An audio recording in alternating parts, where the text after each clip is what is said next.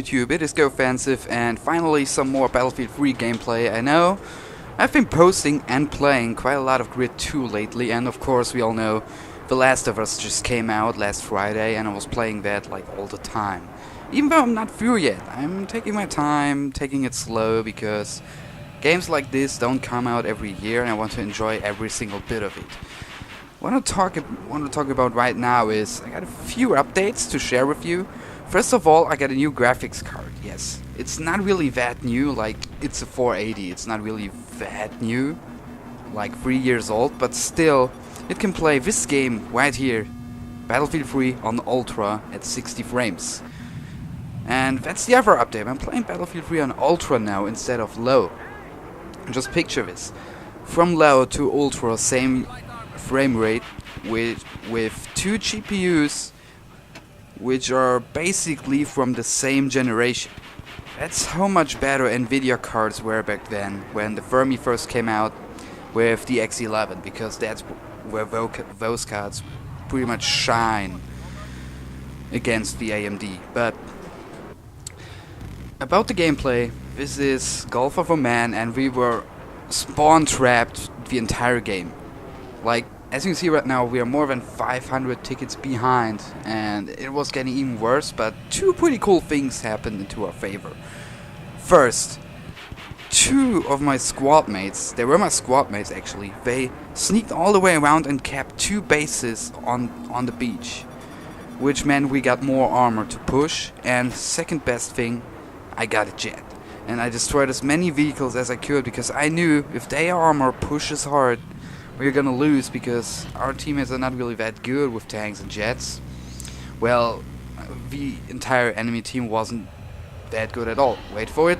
Splat. I love that bit. So, we made it out of the spawn trap. We eventually gained the lead in terms of how many flags they have and we have. So, it's a pretty cool outcome. I don't know how this game was coming out. It is still on while I'm making this commentary. I just recorded this one bit. This goes down to 400 tickets, and then I just leave the server because it became kind of boring just to fly around, and it's kind of late. So I just recorded that bit. Needed something to talk over, and pretty much started Premiere and making this commentary right now. It is not live, as you can see. Oh, that's a good one.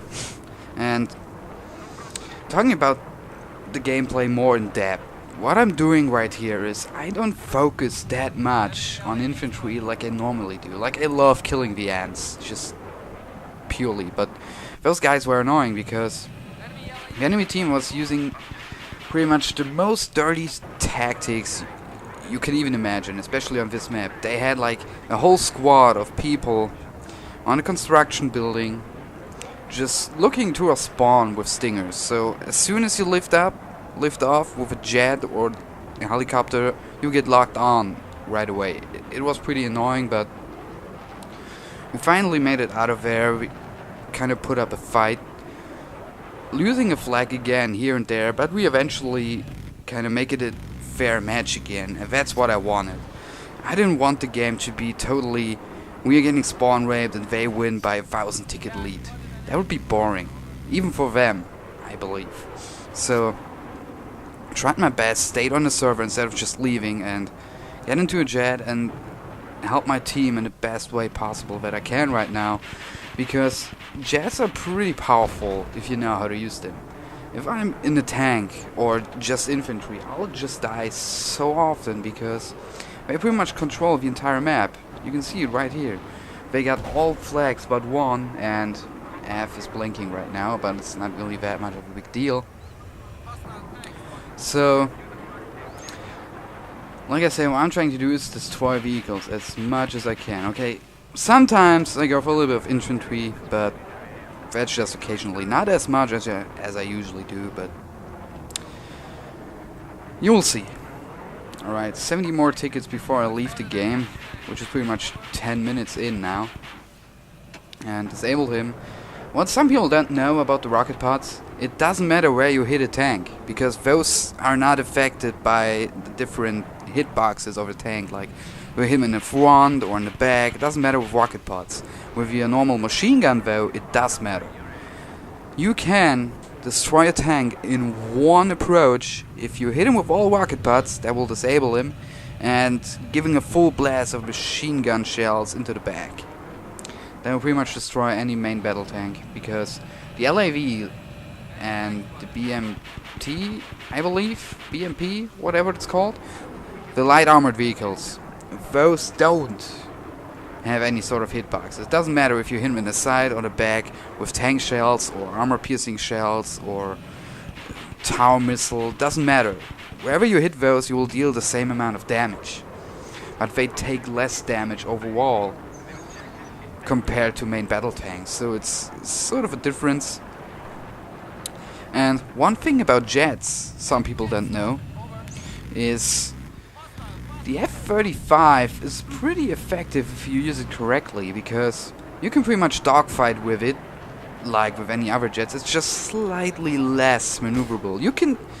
It is not as underpowered as it used to be. You can use it okay for dogfights, and as soon as you get both enemy jets out of the way, you are pretty much a flying beast, because you can almost use it like a helicopter and just rain down death on all tanks you want. And you don't have to do a second approach or something, because you can just stand still in air and just rain rockets on this thing. Which is pretty cool to begin with, but don't go into this float mode while being in a dogfight. It just makes you slow and an easy target, and any halfway decent pilot will take you down within seconds. And oh my god, I'm almost out of topics right now. Also about the gameplay itself. Okay, what I'm trying to do right here is gain some height over this helicopter, because obviously it cannot shoot upwards, but I can shoot down, right?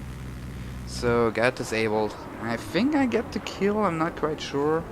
When do I go back for seconds? I think it gets destroyed before. Yes. My fellow jet pilot got it, and he will make a crucial mistake in a few minutes right here, because I'll disable an enemy jet and he will come into my way and wants to shoot him down. Don't do that. If someone is in a dogfight and he's winning, he's behind him, don't interfere with them, because most likely you will just ram into him or something else, which is pretty weird, happens. You can never know. You can never know. Don't interfere in a dogfight when your wingman is winning. That right there, he was losing, the other guy was behind him, so I helped him out. And this guy just jumps out immediately. I don't know what they're doing. Pretty much using all their air vehicles just for transportation on a construction building, but it's not a big deal. I don't care. They're pretty useless up there. They're kind of annoying if you're on the spawn and just sniping in it or aiming at you with a stinger right away. But it's not really that dangerous, so let them be up there. Don't go up there for troll clips. It's not worth it. It's really not worth it. So this chopper is coming down. Those guys were pretty bad, even though they were in the same clan. I think they were communicating, but you just don't just fly to the beach. Come on. That's just stupid. Especially if the beach is not yours. And the beach is not completely on your US side right now, because we got 2 flags there. And they got a few pieces of armor, I believe. And we destroy them pretty quickly. It's not a big deal at all. As you can see right here, we got 4 flags now. One's blinking. Excuse me. And one is neutral. So this kind of happens quite often when you think about it. A gets neutralized quite a lot, but not quite captured, because it's so far outside on the far left side on the map. People pretty much never go there. Even though, I believe, I'm not quite sure, the tank spawns on this map are quite a few tanks spawning on this. There are 2 tanks on Hotel, which is G, and there are 2 tanks spawning on 2 of the beach flags. I think it's, if I'm not mistaken, it is A and D. So on the far outside, I'm not that sure, and there's 1 LAV spawning on a construction building. So you got 5 tanks spawning into the map for those guys who had have the flag. And if you get all these, you're pretty much dominating, because there's no way for any team to destroy that much armor if you only get 2 pieces of it. Especially if you're on the RS side and getting capped out, because you will have no armor whatsoever, because you don't have a base, a main base where armor might spawn. The only way for you to get armor is capture flags and keep those, spawn there and get into a tank. That's the only way you can do it. I mean, it's sort of balanced out because the Americans get a transport chopper and the Russians don't, but I don't think a transport chopper makes up for 2 tanks, because it may be useful sometimes, but right now at this point into the game's life cycle, I mean, it's almost 2 years old, and pretty much 99% of people still don't know how to use this thing, so don't even get bothered with it. And I'm pretty excited because I got a few... Oh, nice one, dude. I don't know what he was doing, but I don't care. That jet is good jet if it's on the enemy side. And as you can see, we got 4 flags, they got 3. We got the lead right now in terms of the ticket bleed. And I don't know why I did that, but sometimes, especially on some DLC maps, when I interfere with others, I start shooting at them, they start shooting at me, I get freeze frames. And this is the game itself. I tried it on, I believe, 4 or 5 different setups with GPU and CPU, and it's all the same.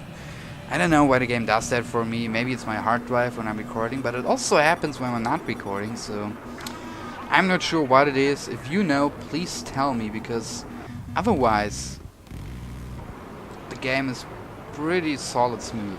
I have no problems whatsoever playing this game. Alright, I think I get this one. Yes, disabled. And most of the time I don't even care anymore if they're disabled, but especially lately I've seen lots of people running the extinguisher. But I had to disable them twice, if it makes any sense, but they will just use the extinguisher and are fully maneuverable again. I've seen this quite a bit lately, at least. And I don't know why, because I think it's pretty established that the extinguisher is absolutely useless. Because if someone keeps pounding you with anti-air missiles, the extinguisher gets you up to, I believe, 37%. This is still almost dead. Like, it's not really that beneficial. It would bring you up to 100% immediately. That would be a whole different story, but if you run the extinguisher, every single lock-on missile that is fired at you will hit. Except for those you can dodge, but that's a different story. I'm not gonna tell you how to dodge those missiles, because either you know, or you can watch one of the 1000 YouTube videos explaining you how to do it. And I don't know what there happened, but that was pretty scary. Oh man. So this is coming to a close. Just 1 more minute of gameplay and then I leave the game. Unfortunately, I know, but it is late. It is 2 AM right now. I want to play a little bit more of The Last of Us because we got a day off tomorrow. Yes! And another little announcement I have to make. Nova Gaming Team Touch 2 is almost in the making. Deadline for Eclipse is next Friday. Pretty much tomorrow. And then it's gonna be edited by... Not gonna tell you who's gonna edit it, but it's gonna be epic, I know. Because we get so many good players and so many good clips I've already seen which are going to be used. Even my clips are a little bit different than what I've seen in the other Team Touch or any other Nova montage with me in it. So look out for that. I wanna thank you really much for watching. Subscribe to Nova Gaming if you haven't yet, because those guys bring out absolutely amazing montages every 2 days. Okay, that's it. Thank you for watching yet again. Subscribe to Nova Gaming, subscribe to me if you haven't yet, and see ya.